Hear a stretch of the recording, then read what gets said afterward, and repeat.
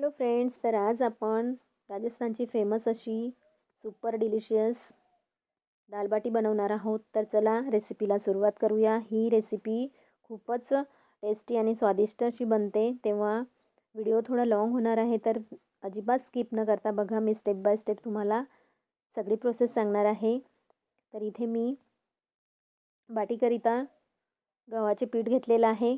गव्हाचं पीठ एकदम महीन नको, थोडंसं जाडसर असलं तर बाटी छान बनते. आणि इक्वल प्रमाणात दोन्ही पीठ घेतलेलं आहे. 2 वाटी गव्हाचे पीठ तर 2च वाटी तुम्हाला मक्याचं पीठ घ्यायचं आहे.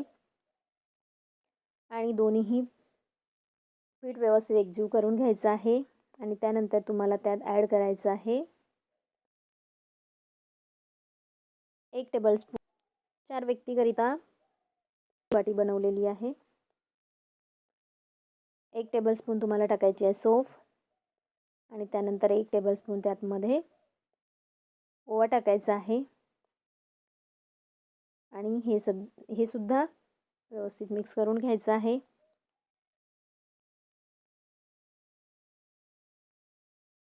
आणि मोहनकरिता तुम्हाला यामध्ये तुम्ही हवं तर नुसतं तूप किंवा नुसतं तेल टाका. इथे मी तेल आणि तूप दोन्हीही घेतलेलं आहे. तर मीडियम साईजचा जो चम्मच असतो ना, त्या चम्मचने 2 चम्मच घी आणि 2 चम्मच टाकलेलं आहे मी यामध्ये तेल. तर हे मोहनसुद्धा व्यवस्थित मिक्स करून घ्यायचं आहे चम्मचने. आणि त्यानंतर तुम्हाला हातानेच सगळं व्यवस्थित एकजीव करून घ्यायचं आहे. मित्रांनो, माझ्या घरी सर्वांना ही बाटी खूप आवडते, कारण खूपच टेस्टी आणि खायला मजेदार लागते. आणि माझ्या मुलांना तर खूपच आवडते. आणि जेव्हा जेव्हा ही बाटी बनते माझ्या घरी, त्यावेळेस मी तर दालसोबत खात नाही, मला चहासोबत खूप आवडते. तेव्हा मी चहासोबत खाते, कारण एकदम घीमध्ये डुबवलेली असते आणि आतमधून खूप अशी सॉफ्ट अशी बनते. तरी आटा व्यवस्थित मिक्स करून घ्यायचा आहे. बघा, जोपर्यंत एक गोळा असं तयार होत नाही तोपर्यंत तुम्हाला मिक्स करून घ्यायचं आहे. आणि त्यानंतर नॉर्मल पाण्याने, म्हणजेच रूम टेम्परेचरचं पाणी वापरून तुम्हाला हा आटा मळून घ्यायचा आहे. थोडं थोडं पाणी टाकत जायचं आहे. एकसोबत पाणी टाकू नका, कारण आटा सैलसर होईल आणि तुमची बाटी व्यवस्थित बनणार नाही. तेव्हा थोडं थोडं पाणी टाकायचं आणि आटा व्यवस्थित मळून घ्यायचा आहे.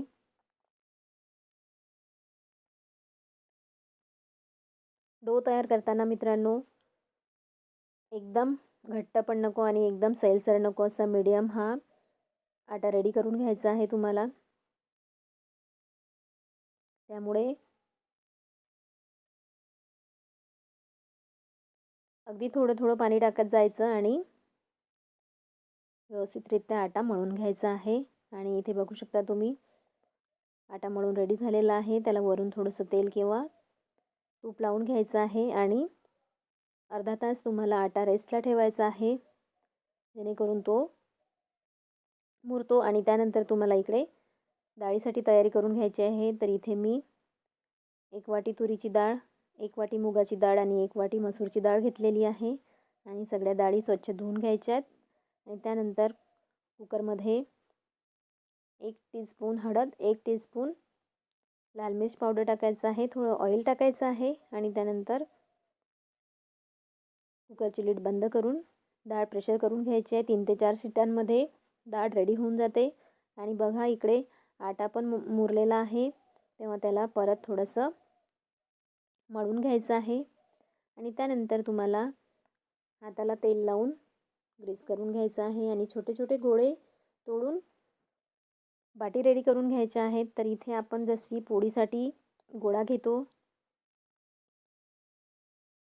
तसाच गोळा तुम्हाला घ्यायचा आहे. हवं असल्यास तुम्ही मोठा पण घेऊ शकता, पण छोट्या छोट्या बाटी असतील तर छान व्यवस्थितरित्या पकतात त्या. तर बघू शकता, इथे एक छोटा गोळा तोडून घ्यायचा आणि त्यानंतर त्याला स्मूथली हाताने गोल करत जायचं आणि कुठेही क्रॅक राहता कामा नये असं व्यवस्थित त्याला मळून रेडी करून घ्यायचं आहे. तर इथे मी बघा सगळ्या बाटी रेडी करून घेतलेल्या आहे. आणि त्यानंतर तुम्हाला एका पातेल्यामध्ये पाणी बॉईल करत ठेवायचं आहे आणि ह्या सगळ्या बाटी बॉईल केलेल्या पाण्यामध्ये शिजवून घ्यायच्या आहे. 15 ते 20 मिनिट शिजवून घ्यायच्या मित्रांनो. आणि त्यानंतर तुम्हाला इकडे डाळीच्या फोडणीसाठी तयारी करायची आहे. तर इथे मी मीडियम आकाराचा एक टोमॅटो घेतलेला आहे. टोमॅटोला बारीक कापून घ्यायचा आहे आणि एक मोठा कांदा घ्यायचा आहे, त्यालासुद्धा व्यवस्थित चॉप करून घ्यायचा आहे.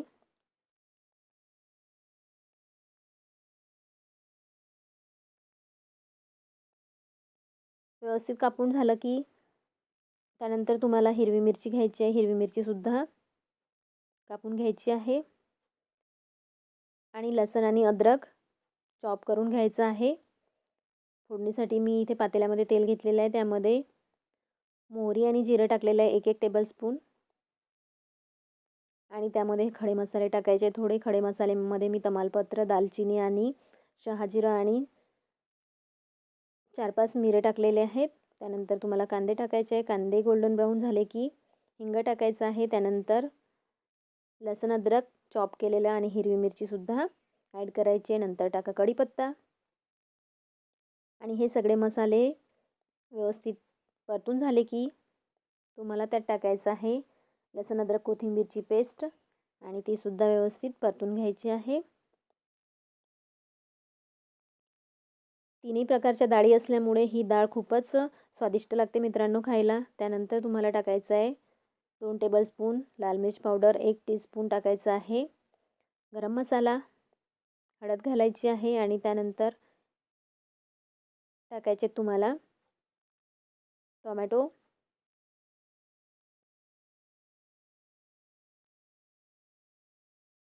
आणि नमक टाकायचं आहे वरून आणि सगळे मसाले व्यवस्थित परतू द्यायचेत.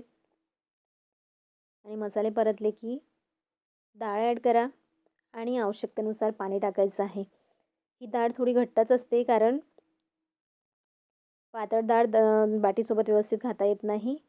आणि इकडे डाळ फोडणी देऊन झालेली आहे. मस्त कलर आलेला आहे. त्यानंतर लास्टमध्ये तुम्हाला त्यामध्ये बारीक कापलेली कोथिंबीर टाकायची आहे. तर बघू शकता इकडे डाळ रेडी झालेली आहे मित्रांनो.